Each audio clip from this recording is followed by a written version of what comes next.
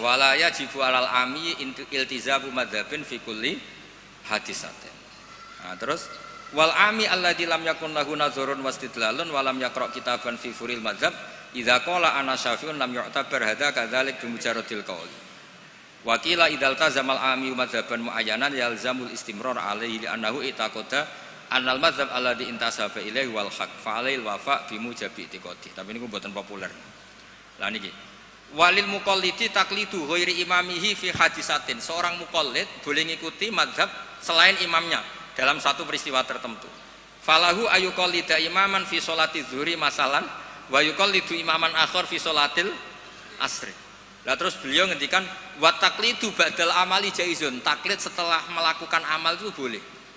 Falau sholla syafi'iyun dhanna sihhata sholatihi ala madhabi summa tabayyana butlanuha fi madhabihi wa sihhatuha ala madhabi ghairihi falahu taqliduhu wa yaktafi bitilkas sholat. Enteng ya. Jadi misalnya saya Syafi'i goblok misalnya. Saya orang Syafi'i yang goblok. Berkeyakinan kalau sholat ana tletonge sapi itu batal. Delalah bar sholat terbukti basarung saya ada teletong sapi. Berarti kan saya meyakini sholat saya tidak sah. Terus ketemu Mbak Idris, serapopo cara madzhab beliau. Lah ini saya enggak perlu iadah. Meskipun badal amal. Cocok ya? Lho, mboten iki dawuh bahasa mboten dawuh iku. Lho mboten sampean arep percaya sinaune neh maknane nggih. Wong kula mun narik kula sinaune kok kitab niki. Gampang kan? Jadi taklid ba'dal amal itu boleh. Jadi misalnya ada lego tanah wakaf yang maslahat. Kadang-kadang kan ada posisi masjid yang zaman Sunan siapa itu strategi, tahu-tahu kegerus zaman di situ tuh sangat nggak strategi sehingga ini mati masjid ini. Terus keputusan masyarakat situ masjid dipindah. Mau tidak mau harus intikal mazhab Hanafi.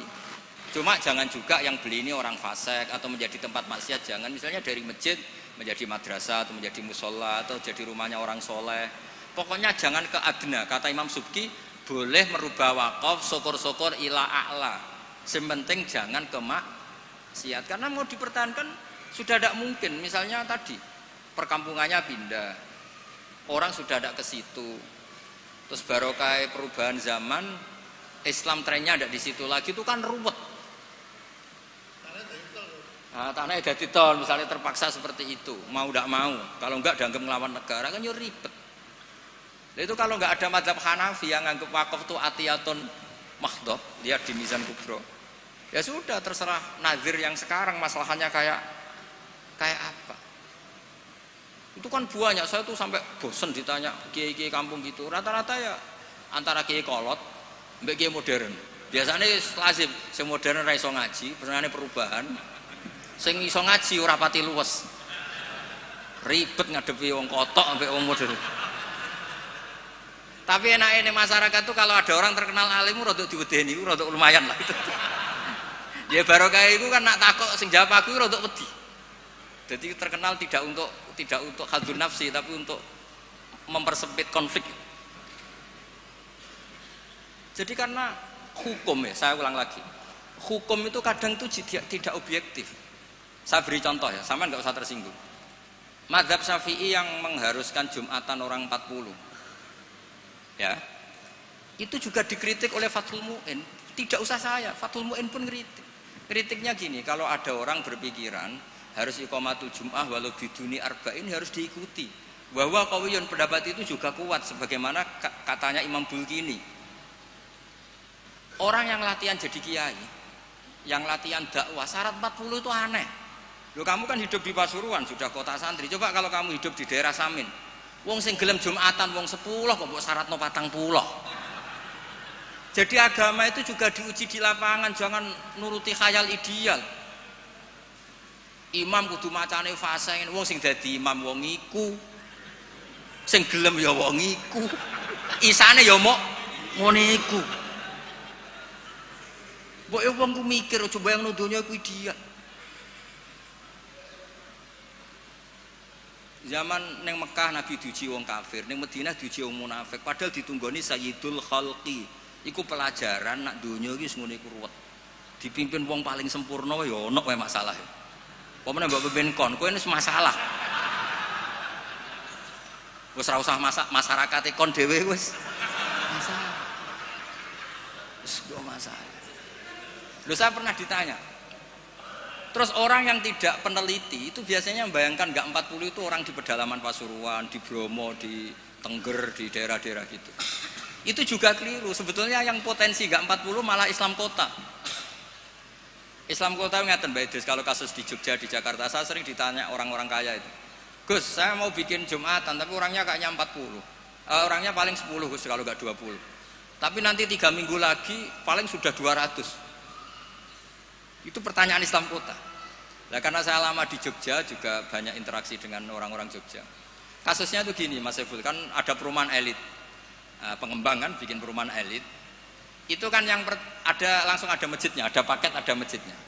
Lah yang datang situ pemilik rumah tok. Ternyata orang elit ini hanya orang 20, yang Jumatan 10, berarti hanya 10. Tapi nanti setelah 3 bulan, supirnya ikut, stafnya ikut. Sora Gus Ipul tukang buka pintu ikut. Aduh, wali kota mulya, buka pintu ora gelem. Iku yo kudu ikut. Wah, akhirnya dia bilang nanti Gus setelah 3 minggu minimal 200 yang Jumatan. Terus saya tanya kok bisa? Ini supir saya belum ikut, ajudan saya ikut, tukang parkir belum ikut, tukang satpam belum ikut, tukang pintu gerbang belum. Ya aku ya piro-piro Islam kota gelem Jumatan sudah lah Jumatan saja meskipun 40. Sama lihat di kitab Tazkirun Nas karangan seorang Habib itu kitab Tazkirun Nas. Cari di Anah, cari di semua kitab mazhab Syafi'i mesti ngendikan syarat arba'in itu syarat ideal. Karena ngendikan Imam Syafi'i kalau orang 40 itu pasti salah satunya wali. Imam Syafi'i tidak menangis. Saiki kumpul sewulah kaya ngene kira mesti ana waline. Iya kan? Imam Syafi'i gak menangi itu. Walau kota ya adanya wali kota. Dulu itu saking banyaknya orang wali, orang soleh, tiap ada orang 40 pasti ada. Sekarang kalau orang ribuan pun ada jaminan kalau ada walinya. Kalaupun ada jalur istri juda, jalur fakir sabar, mau jalur-jalur itu.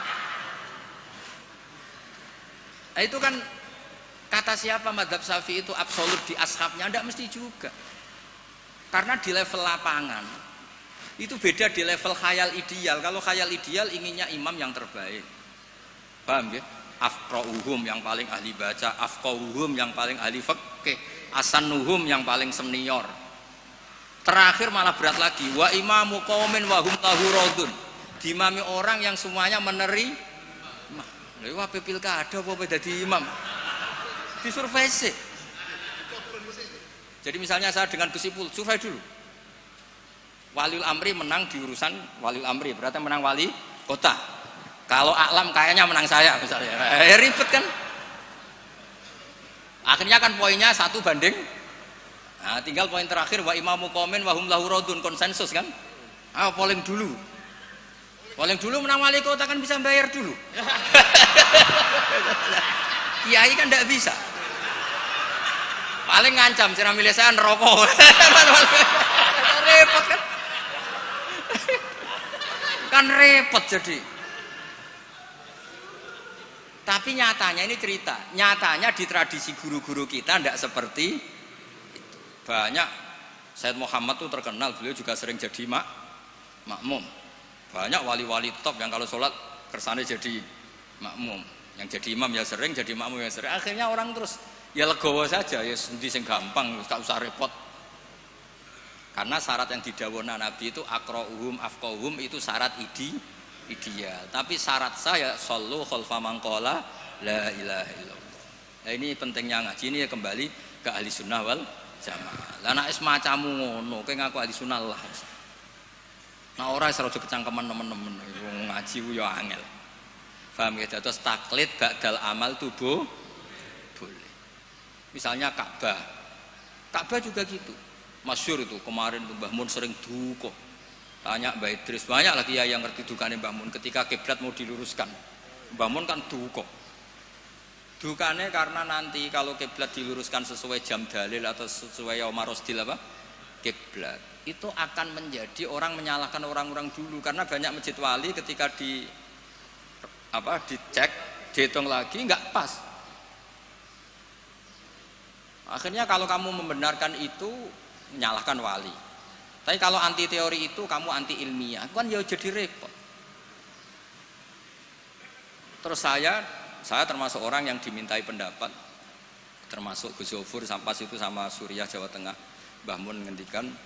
Terus saya nyari takbir di Tafsir Munir, sampean cari di Fawal Wujuhakum Satral Masjidil Haram.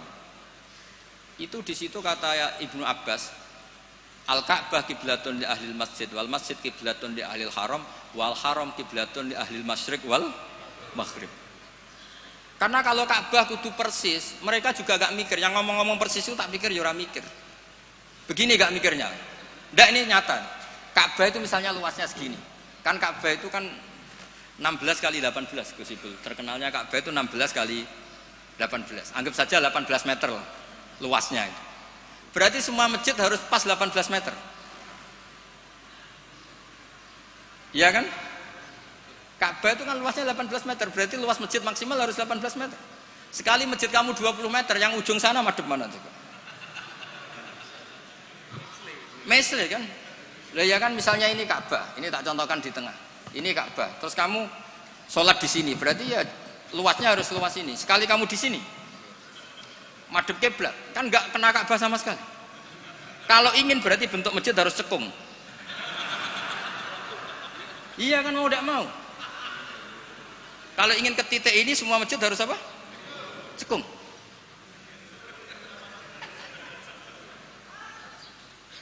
Lah itu pas itu Mbah Mun saking dukane ngendikan gini. Senengane bener Ka'bah. Rumangsamu sing wajib madhep Ka'bah iku mok wong salat tok. Wong mati wajib madhep Ka'bah iku keduki kabeh. Sampai gitu. Betul lho. Saking dukane Mbah Mun. Memangnya yang wajib madhep kiblat itu hanya salat. Orang yang mati pun harus madhep Ka'bah. Keduken kabeh. Iku jek versi kaul qadim kabeh. Ya ini cerita aja, gak usah dilebokno hati, tapi ini ilmu ya. Jadi sampean biar rileks. Jadi beragama itu yang rileks, karena inna hadzina matinun. Agama ini sudah kuat. Mboten kuat seputih, ditunggoni Rasulullah sallallahu alaihi wasallam, jelas hebat. Ditunggoni sahabat yo mlaku. Ditunggoni wali songo sing wonge pinter-pinter yo mlaku. Yo ditunggoni mudin yo mlaku. Ditunggoni kiai proposal yo mlaku. Ditunggoni kiai sertifikasi yo. Nah, itu yang hebat bukan kiainya, karena agama ini dijaga Allah Subhanahu wa taala. Mulane kalau kan dadi kiai khusuk teman-teman mboten purun. Rugi.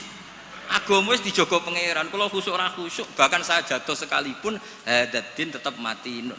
Yang jatuh paling seorang bahak, bukan hadzal. Karena kalau kiai wis santai. Terus cara bapak ngoten. Kiai tenanan goblok-goblok kiai. Kok saged Pak? Lho inal huda wala lha apa tenanan suwe mulang. Suwe mulang. Mbah Mun ngandani saya juga gitu. Kowe nak mulang wis mulang ae, aja geman kepengin minterno santri, demen kecewa. Wong kula mulang mulai dhisik nganti saiki sing goblok ya pancet goblok. Lah sing bakat pinter mboten kula ulang lah ya wis pinter. Lah ini terus prestasine kiai ning ndi ya ora roh. Ya ikhlas niku, makanya agar sekali gak ikhlas wis gak duwe prestasi. Jadi monggo matur kula niku agama iku wis matin itu